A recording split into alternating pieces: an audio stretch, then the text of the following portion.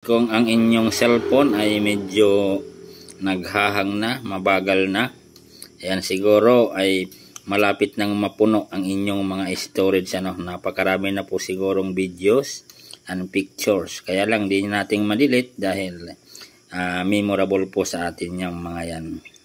Kaya kung ganun nga nangyari ng mga boss, ayan, kailangan mo itong 2 TB USB plus drive. Ayan, ito po yun. Kung ano po yung inyong nakikita mga bossing ay ganyan na ganyan po yung darating po sa inyo. Ayan, sa lagayan pa lang mga bossing, panalong panalo na po tayo. Legit po yan na 2 TB mga bossing. Ayan, buksan na po natin. Ayan po yan. Libre na po yung pinaka-keychain nya. Then ito pong adapter na micro. 2-in-1 na po ito mga bossing.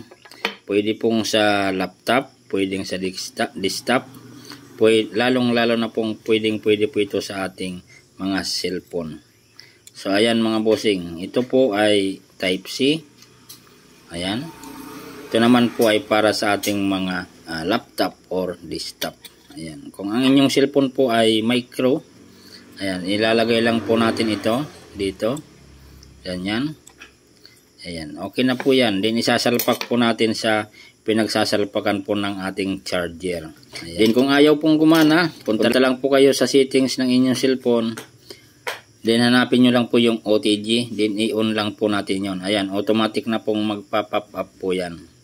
Itong ating OTG 2 TB USB plus drive. Ayan, yung mga videos po na hindi po natin ma-delete dahil kailangan po natin yon. Ayan, pwede pong i-transfer po natin dito.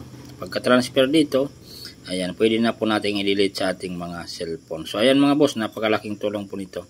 Murang-mura lang po ito ng mga bossing. 200 mahigit lang po ito. Pag sa pwesto po natin binili ito mga bossing, hindi po natin makukuha ng ganong presyo.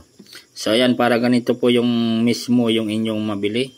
Lalagay ko lang po yung link. 2 TB po yan mga idol. Steel po yung kanyang pinaka-casing. Stainless, hindi po yan kakalawangin mga idol. Ayan po yan. 2 TB po yan mga bossing. USB 3.0. Ayan, maganda po yan mga idol. Ayan po yung kanyang lagayan.